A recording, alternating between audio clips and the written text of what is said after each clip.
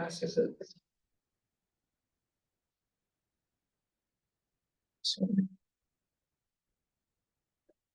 No, sir.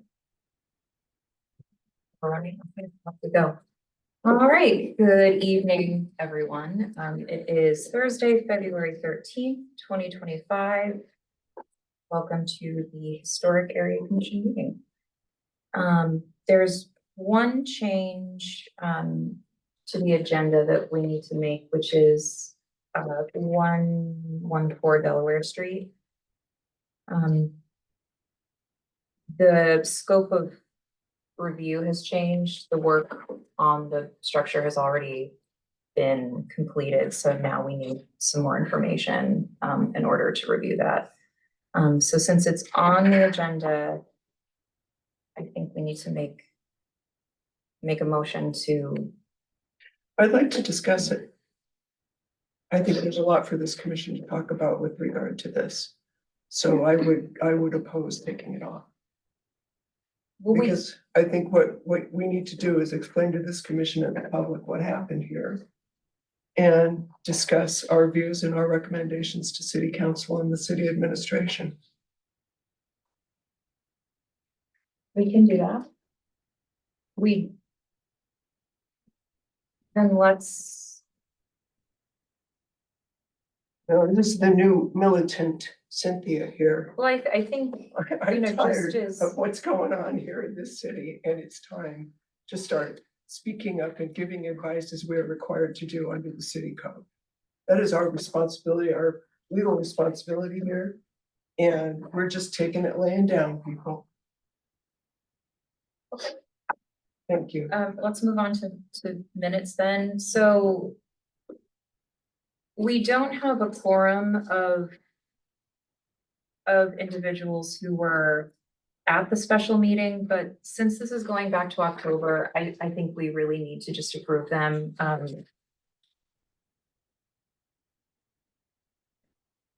Yes, So I agree. let's just go ahead and go through that. So no Lisa tonight? No, she is.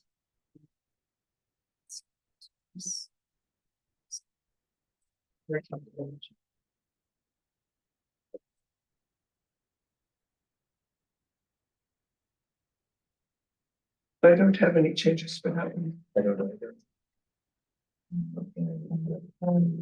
Motion to approve the October 24th, 2024 special meeting.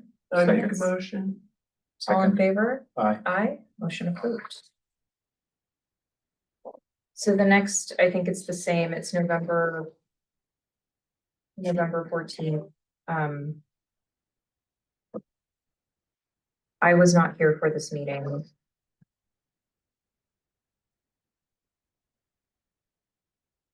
I saw no changes that need to be made.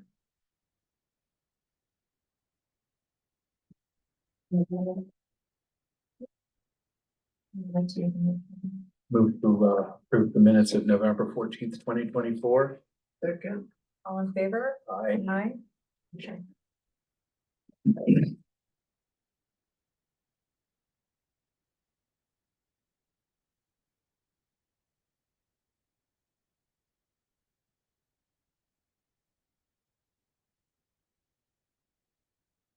What do you want to do on the December 18th? I mean, I think given that it's February that we probably really need to get the minutes from 2024 approved and wrapped up so they can be submitted to record. I think this one was pretty straightforward. Yeah, I didn't see any changes that need to be made. Is there anything that you see where that looks?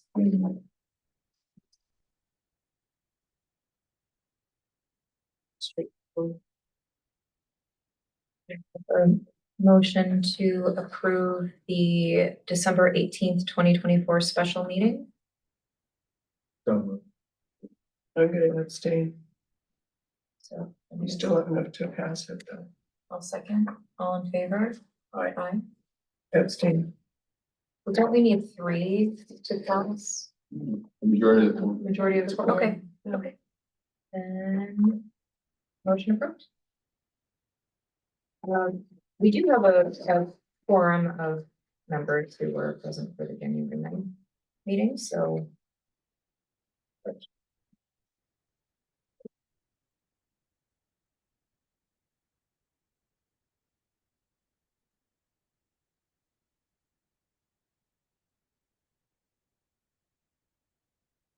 I think this actually was fairly straightforward too.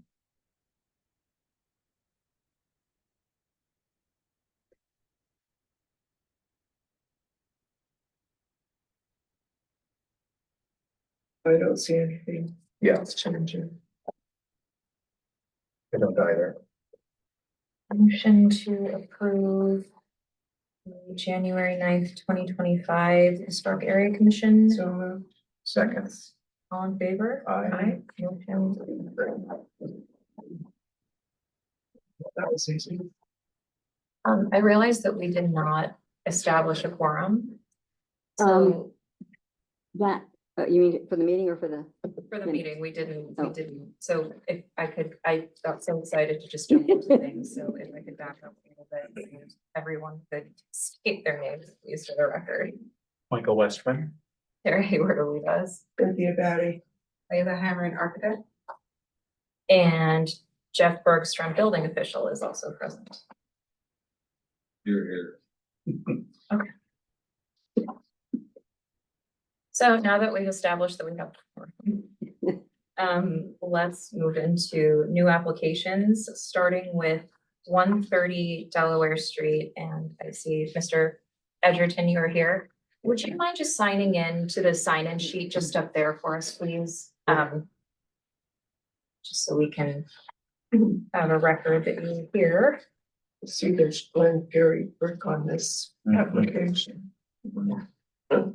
Concrete gone, when you're in. There you go. It's the new thing.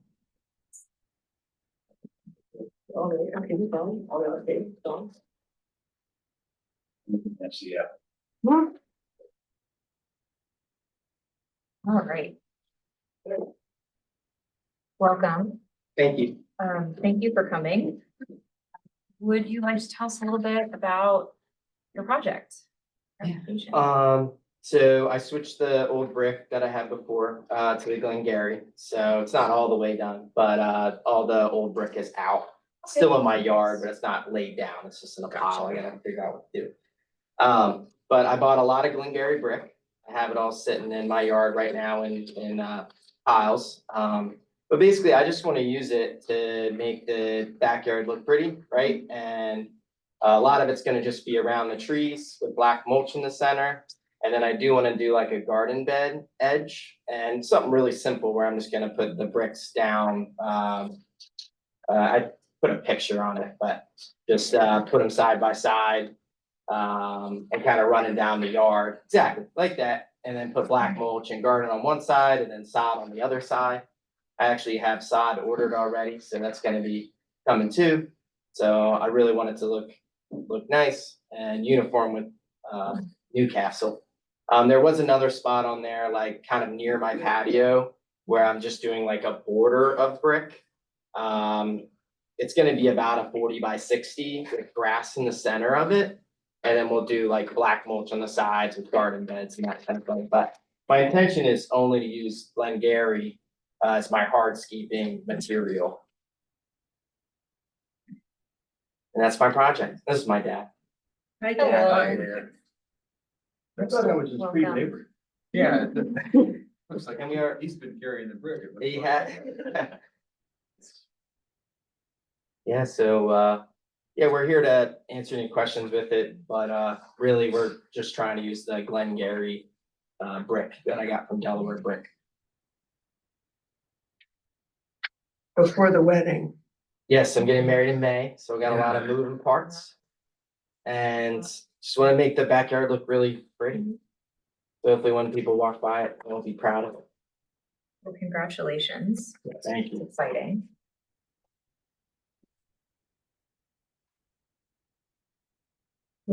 Yeah, no, Anything to, the proposed materials meet the standards, proposed design meet the standard. And I'm delighted that the concrete pavers that had appeared are no longer there and are now brick, so. For this, for the planters and the edges, that's fine. yeah, I think so. I actually really like the Glengarry brick. yeah, Yeah. it's Prettier, nice. isn't it? Yeah, It's a little more fragile because it's clay, but it looks better. but it'll also age nicely, so then it's gonna, and, Blends in with everything else. yeah, it'll blend in. It'll and then- decompose like everything else. Hopefully not too bad. I think it'll. Say somebody with brick all around their house. I think it's going to probably outlast folks, so, take comfort. Okay. Are there any questions or comments from commissioners? There aren't, for me. Are there any comments from the public? I'm just saying this for the record. As anyone watching the recording will not be able to see that it is just the two of you sitting here before us, so I'm going to say that no, there are no public comments. I think with that, we can go ahead and form a motion. Make a motion, I make a motion to approve the brickwork proposed for 130 Delaware Street in Terry House. In terms of, in terms as, The material, scope, design of edging project. is there a second? Second. All in favor? Aye. Motion approved. you. Congratulations. Thank you. Thank you. Boy, that was, Thank you for all your, well, it's not everybody that comes smiling. Hey, no, I get it. I want everything to match. I understand. I didn't really understand it at the time, but now I do, so. hey, look, that's why we're here. We're Yeah. a resource. Don't be afraid of us. I promise we won't bite. Yeah. Jeff doesn't bite. Taylor doesn't bite. I certainly don't. All right, well, We're here. Let's provoke. We're, yeah. Yes. thanks. Thank you guys so much. Thanks so much for coming. All right, guys. So then we can move on to the discussion of, why we can't review the application for a historic review certificate for 114 and 116 Delaware Street. You need back. Yes. Yes. Could present us with. So we got this, all the applications come to us for administrative review and then it needs to come to hack. So we got this application on January 28th. And it was, replace dormer windows, replace signposts, repair the gate, repair the door, do some masonry repointing and repair the gutter downspouts. So after review, the application got conditionally approved on certain elements. Like we approved the masonry repointing as a tier 1, the cleaning the exterior masonry with an acid wash. We just wanted to make sure they confirmed that it was a low acid wash. The removal and replacement of gutters and downspouts, they didn't say what the material was, so they said finding to be determined. The same thing with the remove and replace the existing signpost in kind. We just wanted to confirm if the new post matched the existing design, so finding to be determined. There was refurbishing and then reinstalling the exterior wood sign with new hardware that was approved in tier 1. There was a mention of extending electric cabling to the sign, which we said that was not approved. I wasn't sure if I'd understood exactly what was the intent. They asked to replace the dormer wood windows with new wood windows with simulated divided lights. We said that was a finding to be determined so that I could reach out to them and go on site to look at the condition of the windows. There was create 2 coverings for utilities, just want to be sure what those were. And then the removal and reset of the exterior door hardware was approved as a tier 1. So we'd asked for additional information. We'd asked for scheduling a site visit with the hack architect to review the dormer, and we said the window replacement would require hack approval. And what day did that go back to them? So we got this on the 28th. It went back to them on the 7th. So the city reached out to the applicant, who reached out to me and said, oh, we need to get together. I was told to contact you. I said, yes, thank you. I want to schedule a site visit to come and look at the window of the dormer. And the answer was, I'm not available that day, but please feel free to go and check everything. But by the way, the work has been done. Because we had a deadline for the grant application. It had to be done by a certain date, and he forwarded an email that said work had to be done by the 31st. So I said, when was the work done? And he said the 23rd to the 27th, which was before we got the application. Then I said, well, when did you apply for the grant? Didn't get a response to that. Then the follow-up was like, well, how about everything else? And he said, well, everything has been done because we need it for the grant and because it matches appropriate materials. We assumed it would be a tier 1. So at that point, I just reached out, reached out to the city, had a good conversation, and the sense is this should not be an application. This, if anything, should be an application to regularize work that has been done without hack Well, review. not only that, it was done without a permit. Yeah, so it was completed. I want to make that point loud and clear. It was done without a permit also. And I did want to double check. I'm not sure, there was the email that stated when the grant work had to be completed, which was the 31st, but a report is due 3 months later. That say that they can reach out to them if there are any issues with a timeline. But I did find out, I just did some quick research, and I gather that it had been announced that the grant had been received in July. I think I found a newspaper article, so for 50K. Yeah, it was, I think, through the so- national. Yes, it's a Trust National for Historic Historic Trust, and they have a program to support local historic restaurants. But when I did my research, I found it, and that's what I shared with just, with everybody. I said, okay, the grant was awarded in July 24. The work was done before the application was submitted, or at least received, by us. And the application is dated on the 20th, but I'm pretty sure the city forwards these to us very quickly. So. Your turnaround time was okay as you described it. Yeah, I mean, some of those we turn around, when we come to the date, we turn them around, we turn some around the same day or the next day. Yeah. So they all. Even get this is turned within around. a week. Oh, yeah. Yeah. And I think as we have discussed this, many times here, is that and I'm not saying that this applicant or this specific application, I'm not speaking to them specifically, this is just in general. There is a sense that it's better to ask for forgiveness than permission when it comes to this process. And I think it's something that I hear from people quite frequently is they'll look at the design guidelines and standards and they'll kind of make the determination of, oh, well, I'm replacing like with like, so this must be fine. And they don't go through this process. And but what's missing is the fact that it's not up to the applicant to make that determination. Well, it's illegal for them to do the work without a permit. Wouldn't that be true? Please say yes for the tape. Thank you. And it's also just because there's a consultation. So for example, that's a week, but 37 West 5th, they want to do something. I had looked at the application, reached out to Marika, we had a review. They reached out to me, we met on site. We looked at the split siding, realized in the contract, oh yes, it's in better condition. I explained, so we went through that process.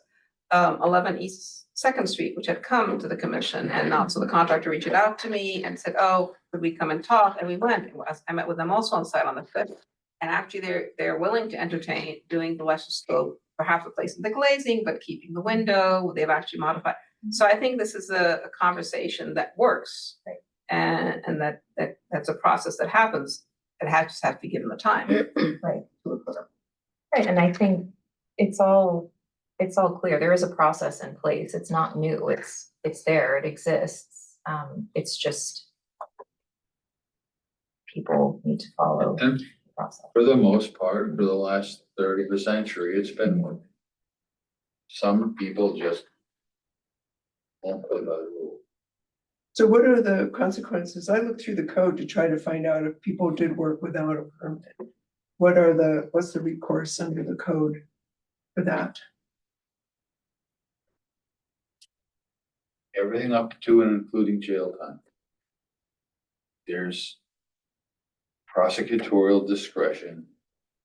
And there's people's houses on the line and then businesses on the line and owners on the line, and you can't excuse ignorance, but look, we caught the first application, we caught him, we made him rip it all out and apply for the right thing and then come here and get it blessed before he completed it. It's sometimes we don't catch them.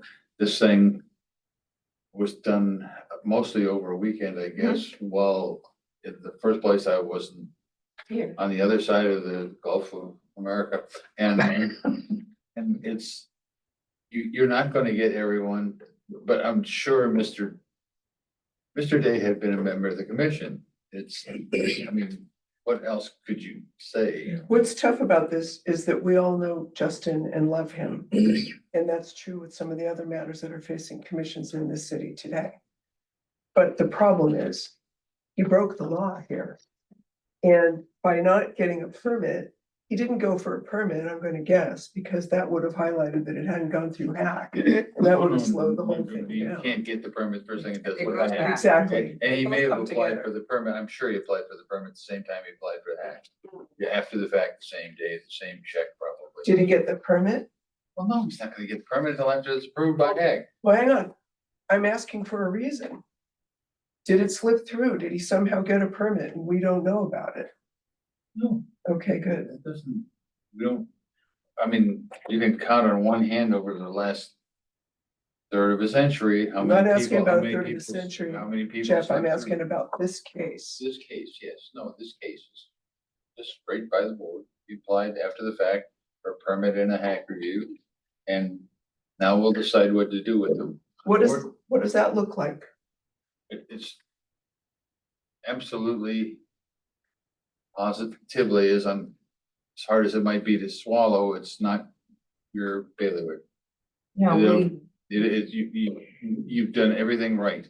And so I think Leila and I have done everything right so far. What happens now will be a matter of prosecutorial discretion, and I don't know what's gonna happen. but I think also, I just wanna interject on that note, I think something, and I know that no one else is here, but since we're talking about this, since this is on record, we hear this a lot, I'm sure you hear it.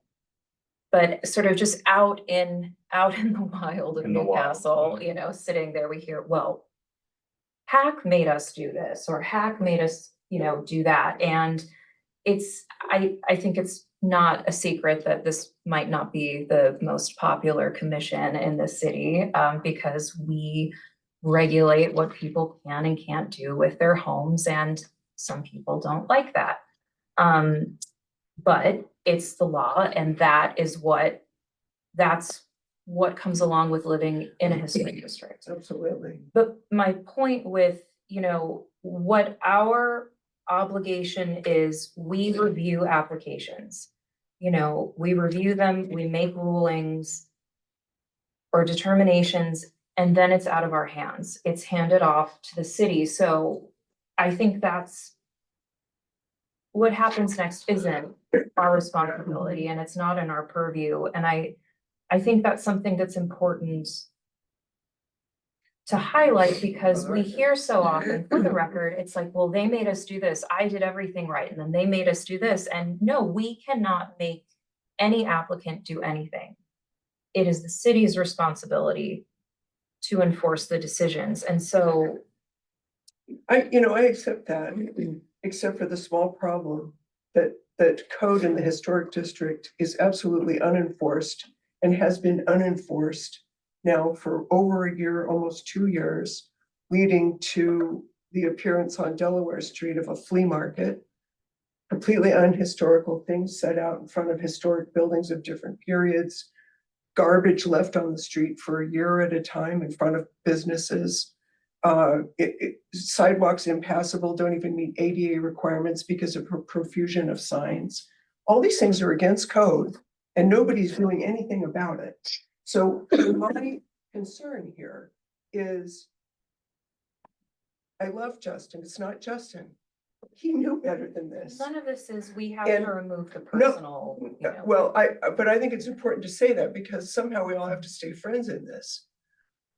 I have a lack of confidence that anything's going to happen that will create any kind of a clear track record that you have to follow the rules here. There is a complete collapse of rule enforcement in our city, period. And I'm tired of it. You know, I bought into this city myself personally because of the way it looked, and I'm watching it fall to pieces, literally on Delaware Street every day. And it's time to become indignant and frustrated and public about it.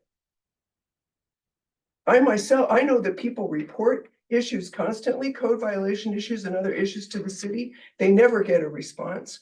I've reported dozens of them. I never get a response. And the crap just sits there over and over and over. It just sits there.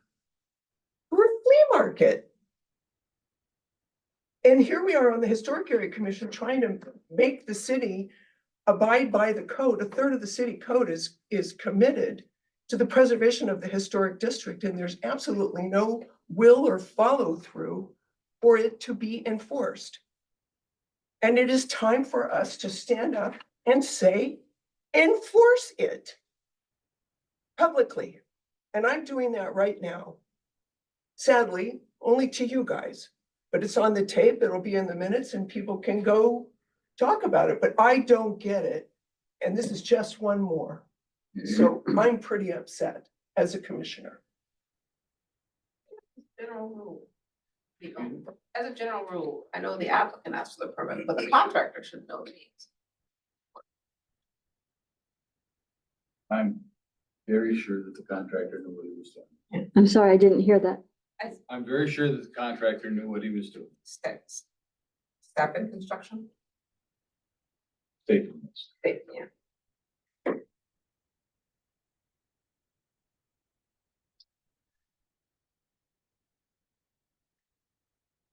So by all means, go do whatever, but, you know, where does it stop? I don't want to find out where it stops. I mean, I don't want to find out how far it could go without being stopped. And I think everybody sitting on this commission, I hope, will agree with me with the outrageous lack of enforcement of our very clearly defined historic area codes. Which You had two things before you tonight.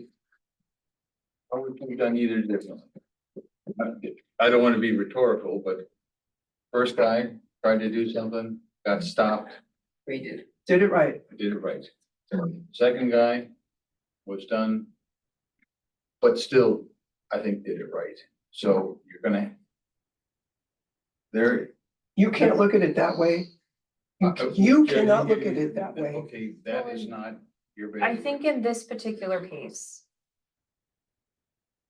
we're focusing on, I hear what you're saying, and I think there is a need to discuss this further because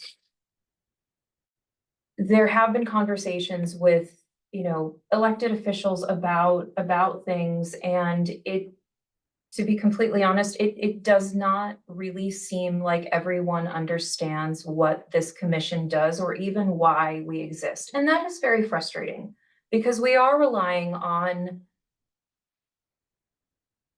support. We're all working on the same team.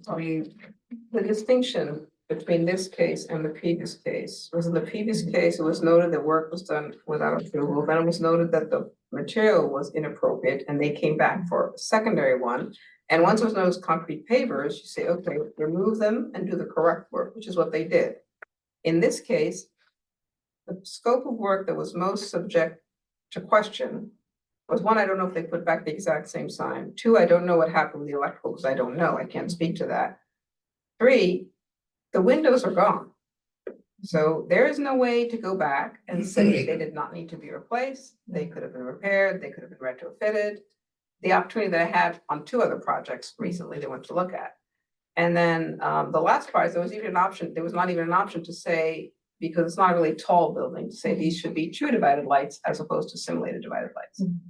So the remedy there, and some remedies are not necessarily putting things back as they should have been when you're over deals. Some remedies, but this I cannot speak to other places. There are penalties, definitely the contractor or things like that. I can only speak to the fact. And see, that for me, that's a distinction. There's a scope that we cannot revisit because it's not there anymore. Unlike the gentleman who did the mistake, but also was not somebody who was a longtime resident. And again, it's not. And they weren't personal. permanent issues. Yeah. So, I think in this case, it's been done and there's a process in place for, you know, it says very clearly that work done without prior approval, without a historic review certificate, without a building permit, it's considered a code violation. We don't handle code violations. That's your job, and, you know, we have to. We Hope you'll do have to let something, you, because other code violations just sit there for years on end. but that's the process in this particular, looking at this particular application, that's what happens from here. Well, thank you So for there's no- discussing it. So there's no opinion that we could give on the No. application. No, because it's already been done. I mean, I don't And- even know if it works to put, since they did submit an application. Is this where, even though it's been done, is this one where the commission could state, I mean, if I were to look at this application because the work had been done and there were some elements that were conditionally approved. If this came to me and I was told, well, the work wasn't done, then I would say, you know, the review is moot. Why could I approve an application Right, that's post facto? yeah, Because it's not a regularization, and my universe is, I don't know if that's the exact term, Yeah. regular. So since it is an application that's here and it's been submitted, even if it's post facto, should the commission act upon it? If not, in 2 months, it will be considered as, yeah, you were okay with it. Try and discuss it with council. I'll tell you. Yeah. Okay, can we get that in the minutes, please? So in the next meeting, we'll have a report back on this. Because otherwise, we need to consider this and render an opinion in the next meeting. Because after Yeah. that, as Leila Then- points then out, your in time 2 will- months, it'll Yeah. be considered approved. Don't let your time run out without objection. Thank you. And so we know that the fact that it should necessarily be on the next month's agenda. Yeah.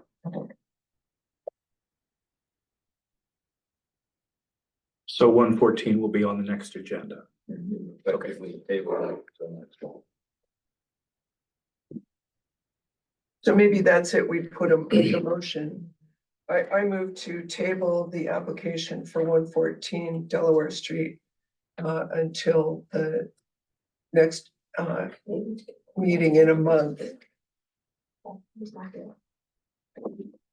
Anybody want to second that? Second, That's when.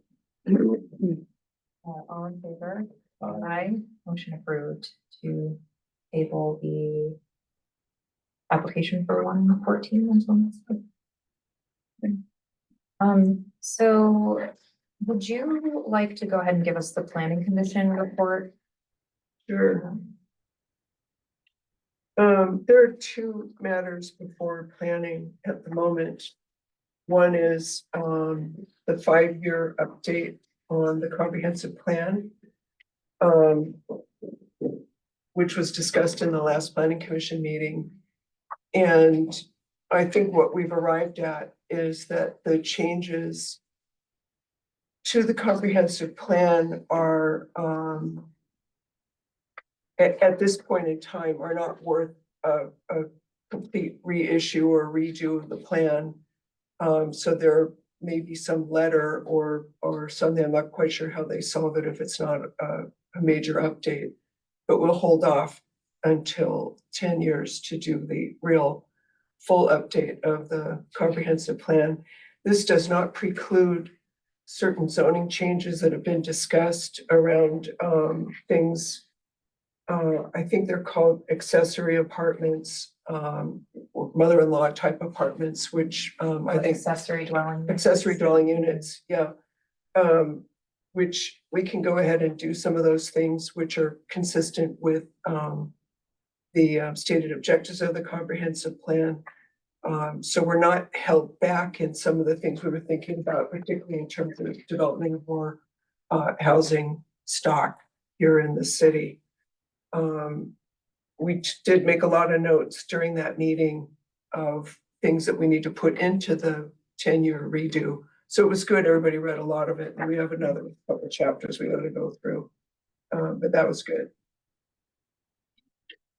The other matter, as everyone here in the historic district is very well aware, is the question of tourist homes and the code requirements for tourist homes or short-term rentals or Airbnbs, as they are called colloquially. Our own code is kind of mixed up and confused about what they are and what they're allowed to be. Current code, for example, would allow a tourist home to have as many as 20 people in it, which I don't think is what anybody ever intended. There have been some flashpoints again recently involving people we know and love, which makes it very difficult. But it has become clear that there's a need for clarifying the code and figuring out what to do next. And that was assigned to the Planning Commission by the City Council. So we had a presentation in the last meeting by the city solicitor. In addition, for those who are unaware of it, I did a very substantial research project on short-term rentals, which is available for anyone who would like it. If you haven't seen it and you would like to, it's 36 pages of data, both about our city and other cities and the way that short-term rentals are regulated around the world, including a historical look at the increasing prevalence of regulation around short-term rentals. So happy to share that.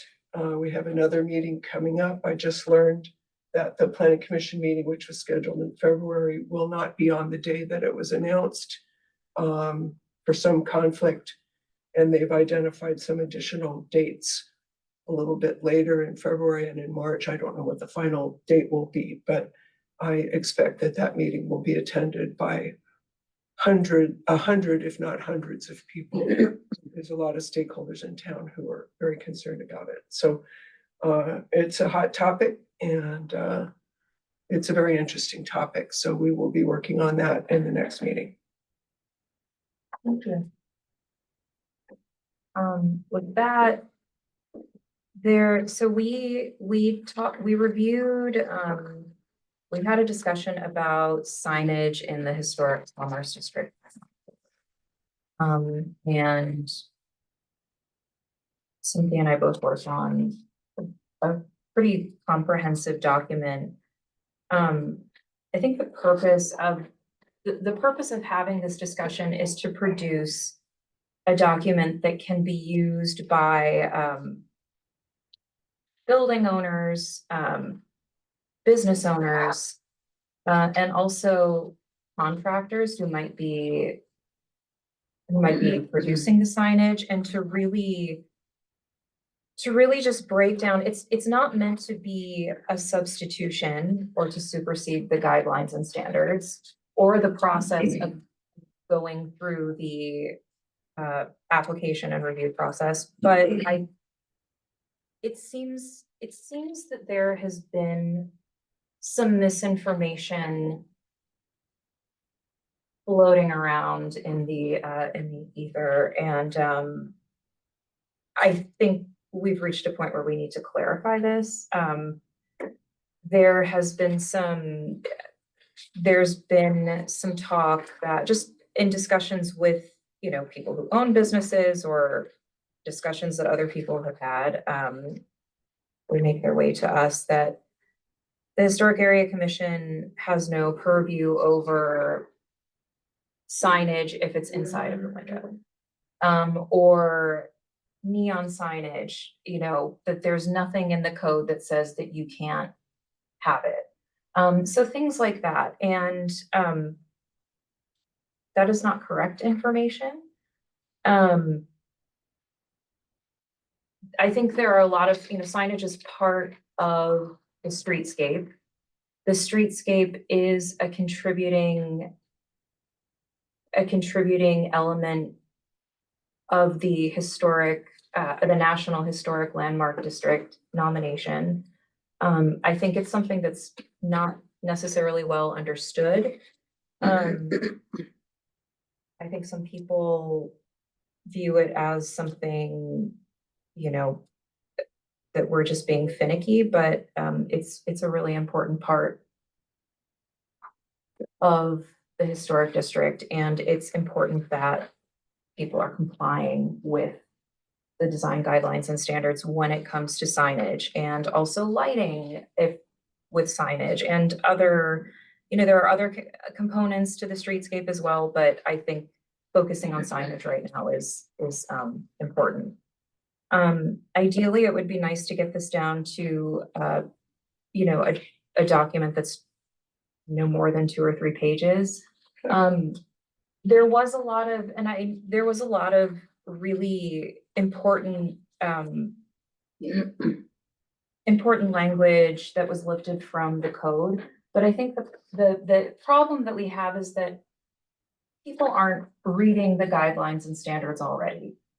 So we're trying to just give them something in an easily digestible format that also references back to the design guidelines and standards, and the design guidelines and the supplement to the design guidelines and standards. So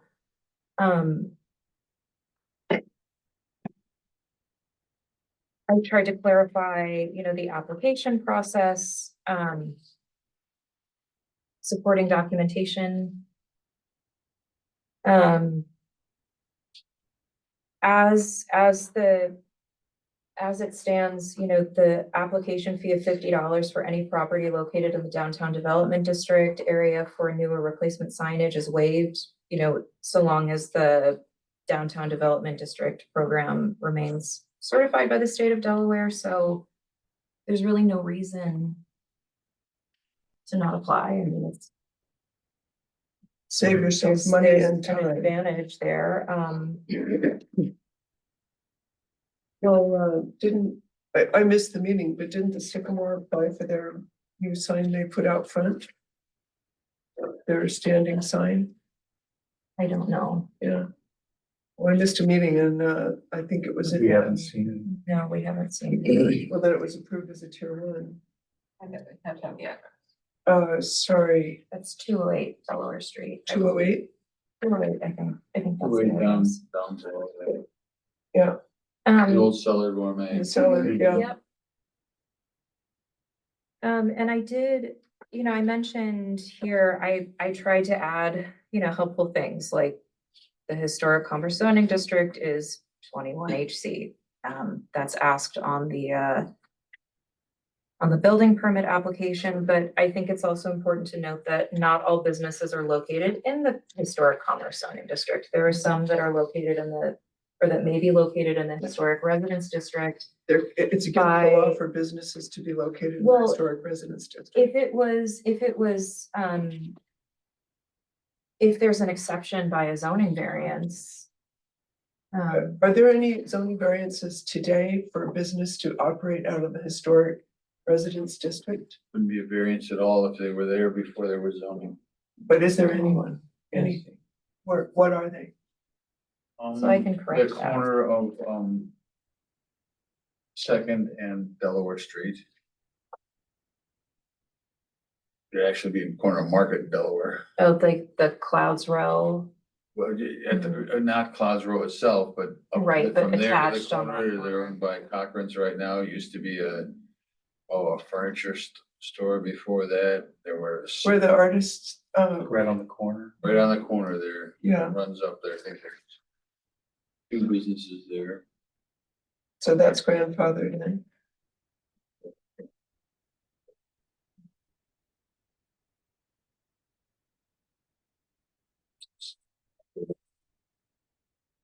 Many things, but they're slowly retreating. Yes, they've gone, yeah. And then gone. people try to pop up with new ones, and then we have to we play whack-a-mole, we're getting rid of them. I think we've got a yoga studio Mhm. about to come to. That'll be interesting. Sort of come to Jesus again. Yeah, According to our tracker, we haven't she was seen, told, you know. we haven't seen anything on 208 Delaware since December 6th. We track every single application. We haven't seen anything. What we've got to do is, I imagine we're gonna get one for, the old town hall, because that's gonna face development, and whether or not they'll try to down zone the non-conformity, which is permitted, but something different than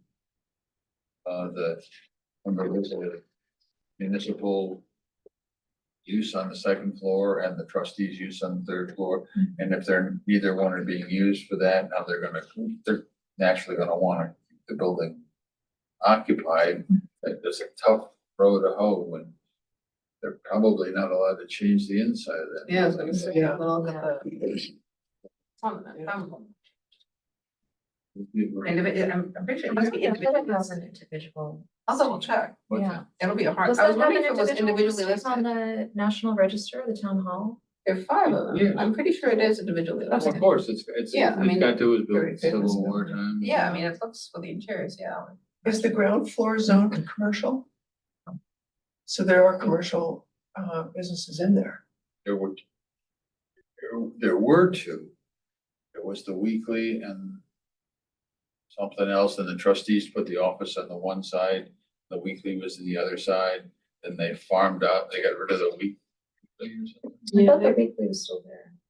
It's like, Maybe not, I thought don't they've know, been I out could for a be, yeah, I think Yeah. it's still there. But it's the Jolt Vintage. It is a you know. vintage clothing shop. But on the we'll, other side. we'll, you know, That's they not- didn't. That one probably wouldn't have been a down zoning, you probably wouldn't have had to redo that, but you've got to go to the Board of Adjustment for them to consider. Mhm. Lord knows the commission's decisions and mine are subject to review by the Board of Adjustments. Yeah,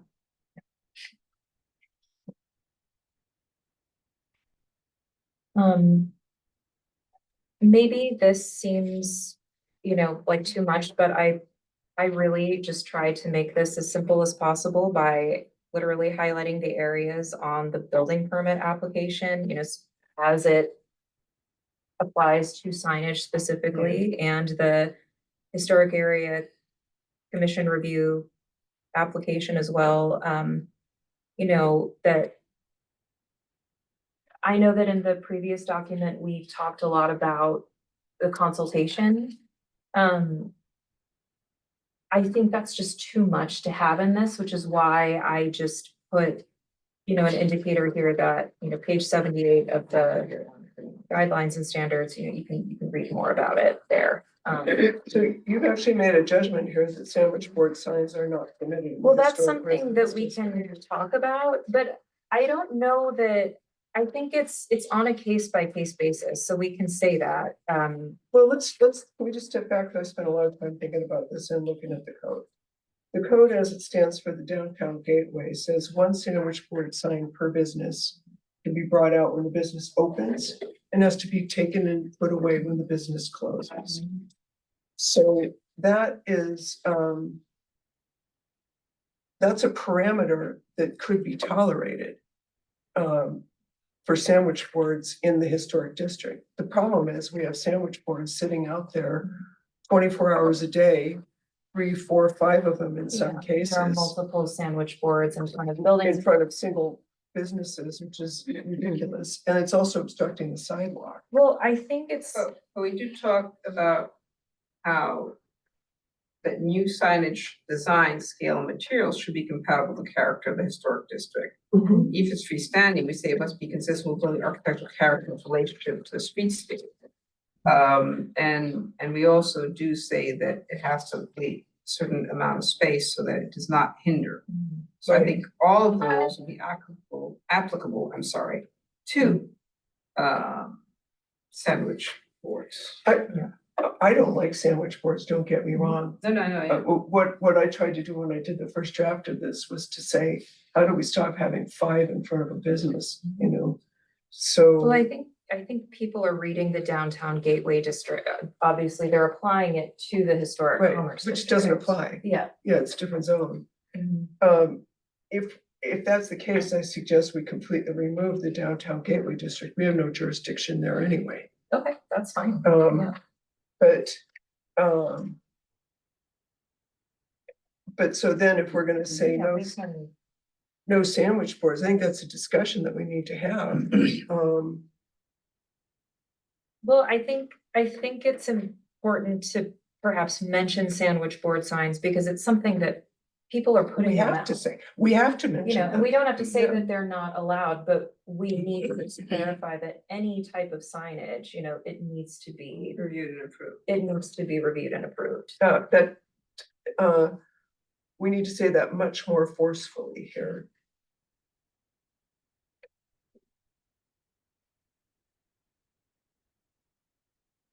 I'm just making a note.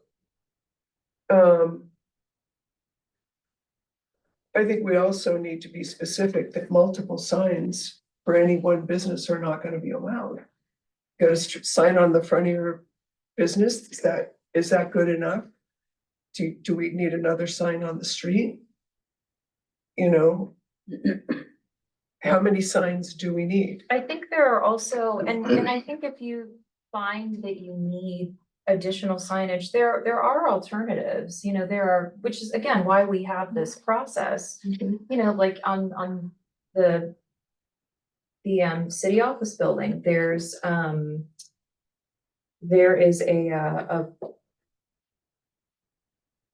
it's like a menu box, it's a wooden. Yeah. You know, and it's not, it might. There's one in front of the Mexican place. Yeah, Yeah, I think that could, you know, again, on a case by case basis, that could be an appropriate alternative to the sandwich board, but there does seem to be kind of a proliferation of them popping up and they are left out all night. And I know there's been some cases where they've, you know, blown over in the middle of the night. Someone has run over them, you know, because they didn't see them and then said that, I mean, that's not our problem, but. well, maybe part of the rules one is hears things. if you put things on the street, you have to take it in at the close of business. You run a Dell that right away. Put up a sign that didn't have a permit. They would just take it away. Yeah. Because the property owners don't own those sidewalks. Yeah, So that's a matter of political will. Of course, right. I do buildings, I don't do sidewalks. Right away, Right. yeah. So it's part of it, and part of your frustration, I'm sure, is the political will of the mayor and council. That's just it. Yeah. But you could certainly clear everything off the sidewalk every night. Sure. We have the manpower and the trucks and I've done places. So, do that? yes, absolutely. So I just need to call Rick Delgado. I'd say pick them up, Yeah. pick them up. Listen. Poor guy's in for hard surgery. Oh, gosh, that's no good. Right, we can wait. He said he'd be back Tuesday.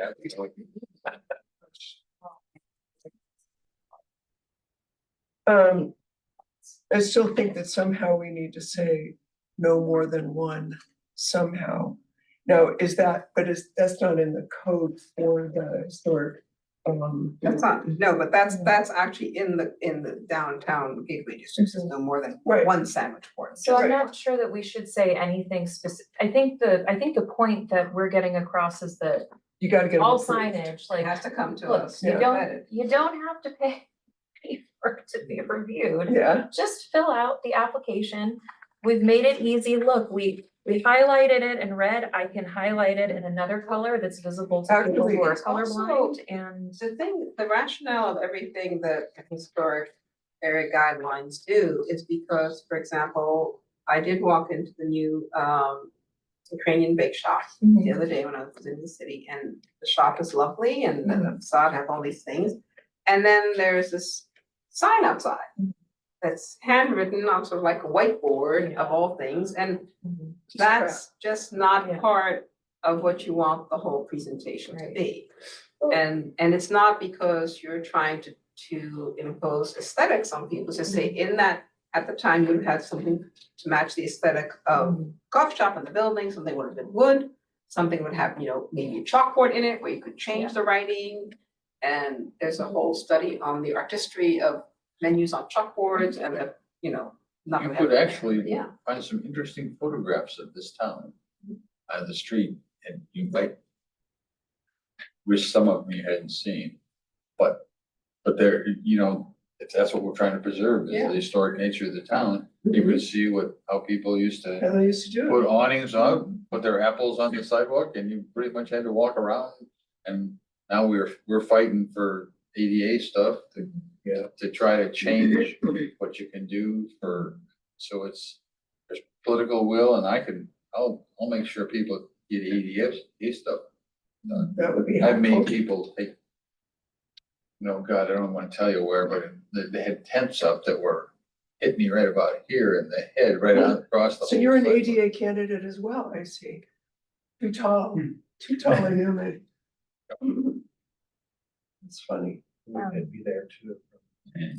So you have to take it down now, but we just bought it, we just put it up, you just take it down. Or I'll send someone to come and help you do it for you. And I think, this isn't about, again, being punitive, but it's just, there's also been a lot of talk about, tourism and bringing people into town. And as someone who enjoys visiting historic towns and I'm a bit of a nerd for this kind of stuff, I think that it makes a big difference, Jersey was this prime example, is a Millville or someplace with the McDonald's sign that looks great. It's just, yeah. I mean, it's not Golden Arches, but you can tell it's a McDonald's and it Mhm. looks just. There's And also in there's Arizona 7-Eleven works. in Boston near the Faneuil Hall. You never would have thought it was a 7-Eleven, Mhm. but it was that. It had all the colors, but it was really in the wood and the storefront was quite lovely and. The other hand, I've seen a Starbucks in Canterbury that just look like hell. Mm. Yeah, I think the other thing is we're seeing a lot of flag signs.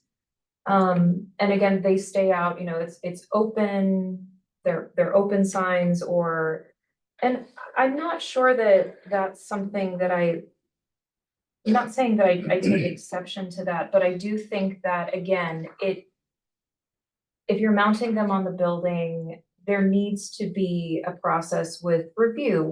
Yeah. What is the material that you're using? And again, I think these are elements that they really should come in Yes, at the end of the end of day. the day. Otherwise, Yeah. they're, they become a permanent part. They become a permanent fixture. Yeah. And that's a discussion that I think that's important to emphasize because we've heard a lot of arguments where it's like, well, but it's not permanently affixed, but you can make the case that if it's a been there for a 5 dumpster years. on the sidewalk or on the street, it may not be permanently affixed, but if it doesn't leave, it becomes a permanent part of the Right, streetscape, it absolutely. becomes a permanent element, and that's really Well, But that would also imply, so this is very interesting, that the case-by-case review of signage would include amount of time it's allowed to be shown in public and at what point it has to be removed from the public view, which I think is extremely important in this. But it also says that, an open sign with the typeface avant-garde Gothic, designed in 1967, is not going to be acceptable in an historic district, right? We want something that looks like it came from the period. And I think that's implicated in the code itself with the historic commerce district, that it's intended to preserve, promote, and protect the commercial heart of the city. We've mentioned things in the guidelines and standards that I mean, they say talks it's about- the historic conversation says it's supposed to result in a living monument to the past. So that's clear, you know, and then, of course, it's more limited because they're not consistent with the colonial period of the city's history, although we're obviously going further than the colonial period. Right. And then we're very clear in item 12, where it's pretty much anything that's a signage has to comply with the ordinance requirement. In addition, it has to comply with everything that's stipulated here. Right. So it kind of captures both. And the temporary is defined by code as 90 days. Could we make a list of the review Out of standards this, yeah. so that people getting this document would know what it is that they're going to be reviewed against very specifically? That's a really good. Because Say otherwise- what You it could give gets. people a new business when it comes into town, here's your rules for signage. Yeah. Come and talk. Yeah, But Before that's you what buy it's it, trying to do. Because a lot of the Yeah. signs Yeah. get bought as businesses immediately are struggling. Yeah. When they first open. Yeah. And they want. Everybody Something. wants a sign that'll hit the windshield of the car driving past, Right. so Right. it says, come in the air. but so the review standards would be the material, sign material, the design, the sign size. Oh, yeah. Design, scale, and materials. Okay, but also we have a time factor. Time displayed. Well, we say anything exceeding 90 days is not appropriate. No, that's not what I'm talking about. We were just talking about Oh, during the day, that's more than. placards and, pardon, You mean during the day, like being taken at night? taken in at night. Those are in the code, they're not. No, in the it's not in the code for the historic district. It's only In in. the It's only for the historic- sandwich. Gate. Yeah. It's only in the Gateway District, so that, just cross this out. I mean, I put it in there because I wanted to key off it out as a way to set some guidelines, but there is nothing in the code that says Yeah, you have so- to take signage in. So maybe we don't say anything about flag signs then, because They're signs, they're Sign- signs, yeah. they should come, Yeah. They should come and bring them, they should Yeah. be brought. If But they're also- fixed, they should be brought in. but also from a perspective of review standards, the time it's displayed is relevant. So if you want to have a flag, we might approve a flag, except that, at the end of the day, you gotta bring it in. Can't just leave it flapping open at 3 o'clock in the morning. You can't do that. So, because it ain't open at 3 o'clock in the morning. But with temporary signage not exceeding 90 days, it seems like I have observed that some businesses will hang a vinyl banner, for instance. A vinyl banner should be forbidden, period, end of Is report. not appropriate, Yeah, but it seems like they're applying this 90-day timeline to that, and then they take it down, and then it's like, well, the clock has reset, let me put up Yeah. another one, and I Yeah. think that's something that is not clearly understood. Well, Does that make sense? yes, but more importantly, vinyl banners are not appropriate and Right. cannot be displayed in the historic district. And that we need to enforce. But temporary signage, like we've got on the David Finney Inn, we have a for rent sign that's been up there for 2 years. Gonna regulate that. I'm sorry, You're not gonna. Why regulate not? it. That's a constitution. I don't buy that. Okay. Get the lawyer in here to explain that to us. I do not buy that. It's a temporary sign and it looks like, the whole world's for sale. Well, they there. could make a really nice historically compliant for rent sign, and It's they an could ugly take piece it of out. shit. To regulate what they look like. Yeah. Yeah. We've got a size limit. But yes, it could regulate what it looks Yeah, like. Oh, I- yeah. We I- have it. that's what I was, But if you wanna put up a political sign, if you wanna put up no, a. I'm not talking No, about you wanna political put up a signs. For rent sign or sale sign. Actually, political signs are regulated by the state as well. So let's not confuse the metaphors here. I would say that a for rent sign is a temporary sign. And we need to define it as such. So temporary signage includes for rent. Political signage is covered already in the state law as well as in although I found that the city was unwilling to enforce its own code on on political signage size this last election. Do you know why that was? Yes, the Constitution. It's not constitutional. It's gone all the way to the Supreme Court. It doesn't, It's gone all the way to the Supreme Court. Nobody said no, no political sign. They just said it's gotta be 2 by 3 feet. That's in our code.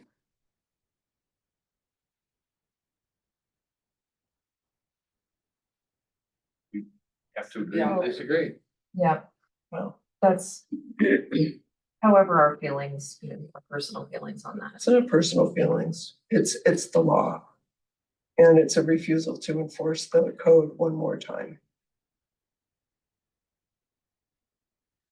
So we need a list of signs that would be temporary signage. Or just examples of what would be considered as temporary signage, because what I would like to also avoid is just giving a very specific concrete. Well, I think the primary thing is whether signage is temporary or permanent, and I don't wanna get into that discussion because it has to be in another form. Any signage has to come to Hack. And if somebody thinks that they need to have a permanent for rent because even if they've rented their properties, they're gonna keep the for rent Events. if they're full, then they can have a non-obtrusive appropriate signage for the historic district. As an old, pension home would have put, Promotion. rooms for rent. That's a different thing. But it's a sign that has to comply. Flags and legal signs, books, that's a different conversation. Right. But there is a size limit, there's clearly a limit of materials, appropriateness, and I think once you start listing the signs, then somebody's gonna say, my sign is not on this list. Yeah. So de Well, that's facto, what I'm. yeah, so I think that's where we just say any kind of commercial Which space. is why I kind of moved away from, even though it's nice to go through each. Mhm. If we really wanted to do that, I think we'd have to focus on creating a separate set of guidelines that are specifically focused on signage. This is just something, to kind of stand in, to be Yeah. able to, hand out, I think when people get their business license, and we could add on this to some other streetscape elements as well, but I think just having something that kind of hits on the highlights. And I think that was originally when we did the guideline, the intent to capture as much, because that's why the streetscape talked about streets, walkways, curbs, did not get into the detail of each one. Right, It just was all of these elements, because then you're capturing all the categories, and subcategories are de facto included.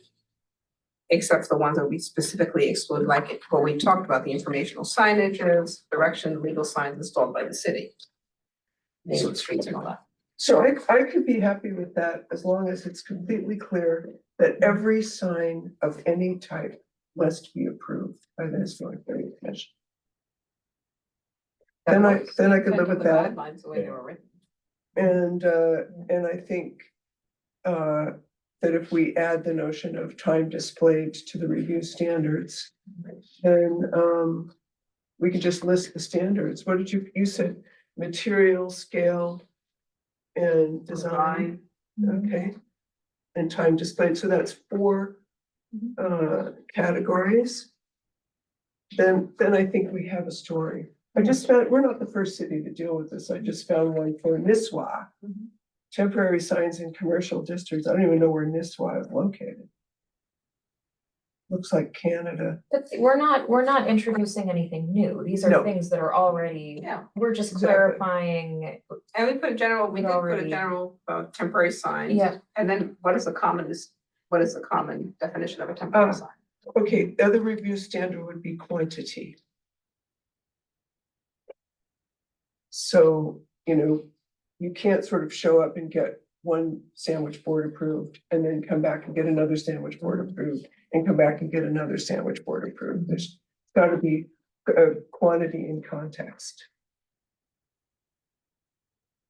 You see where I'm going with this? Cause I wanna make sure we make it clear for people. Well, this is why with the supporting documents, it includes things like overall photographs of the building, including views from the street, with views of adjacent buildings, photographs of existing signage if applicable. We require waiving. Yep, materials, product data and Okay. specification. I think that's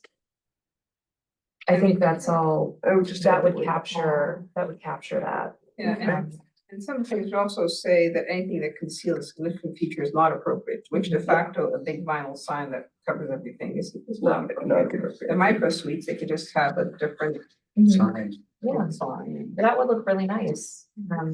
So not only, it would be fun and. So in the last round of this, we had suggested that we find examples of appropriate signage materials that did not use local examples. Do you want to go ahead and do that? And go do that work? Yeah, I mean, or, yes, certainly go to my, like, Well, including internet the, is including the not appropriate, I think that was Right. particularly, when Yeah. all the guidelines were at work, Right, there was always like, although some we removed the address, but it was clearly like trying to put things, because you're not trying to shame anybody. right, Yeah, exactly. It's, we don't need to bring that on Yeah. ourselves. I'll tell you what, if we're getting close to done on this, if you give me the file, I'll squeeze it down to as few pages as it can possibly be. That's something I know how to do. I have some good examples of Yeah. A-frame signage, that's a chalkboard that I took when I was in London Yeah. in November, and That'd be great. I took a lot of pictures of some very nice. Mhm. And I met some pelicans while I was on it, so. That's a Yes. pelican. That's, Do you know the Pelican poem? Mhm. The pelican, his beak holds more than his pelican. I Hmm. think it's E.E. Cummings. Say that to them. See, the king's pelicans. Speak to them. All right, Okay, thank you. Oh, can I just say one more thing about the signage thing? Sure. I drafted a whole bunch of other informational documents for new people coming in the residence district, for business owners, for lawyers, for real estate agents. That exists. It was reviewed at that meeting in theory. It's kind of gone nowhere, and I've gotten some pressure from planning commission to move that forward. I So think, we approved a special meeting to talk about these issues. yep, we Yeah. just have to So schedule we it. have to schedule it, and I think all that can be hashed out. Yeah, okay. All of it, So because I agree, will, it needs to It happen. I'll get on really that. needs to happen. And I did, on that note, I did find an example in Virginia of where the city sends out a letter annually to all addresses in the historic districts, and just reminding people, if you're new or if you're renting, like, hey, You're in a historic you're in a historic district, this property, for more information, Yeah. basically Yeah. go here, and I can print that out and bring That'd it. be fun. Maybe stick that in. So before we adjourn, are there any comments from the public on agenda items? There's a sign-in sheet there.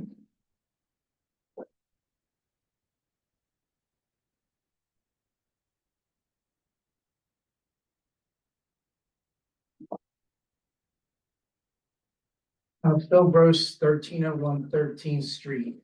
I guess the first question, more than a statement, is when you say historically correct, by what standards and what period of history of the city? I mean, the city's a living, breathing entity that, do you say 1700 to 1750? 1960 to 1970. You can't just pick a period. Well, you could. It's hacked, so you could, but I think that is the first thing that should be defined is what period would you want the signage, lettering, styling to be?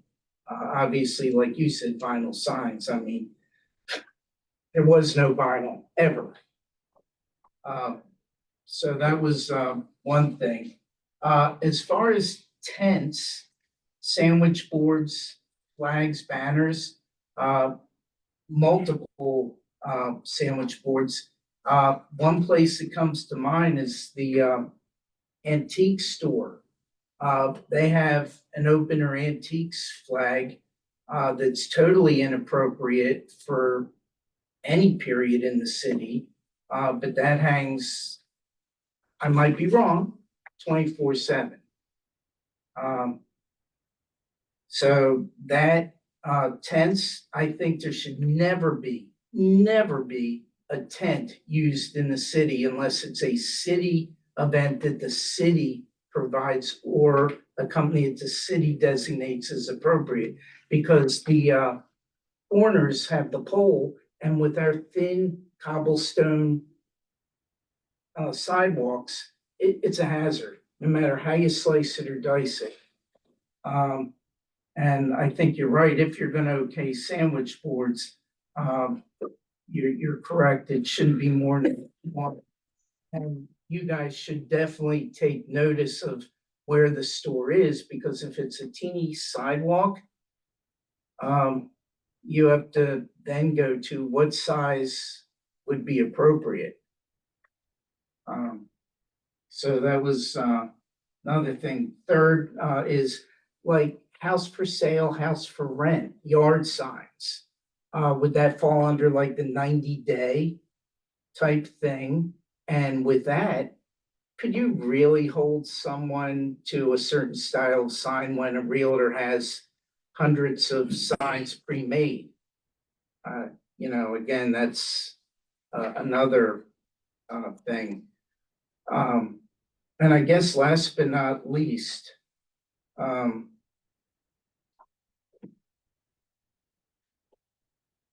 guess referring back to political signs, Ms. Batty had a sign up there.